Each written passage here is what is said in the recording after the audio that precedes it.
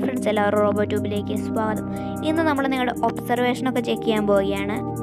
ഓരോ ക്വസ്റ്റ്യനും 10 സെക്കൻഡ് വീതം സമയം തരുന്നതായിരിക്കും.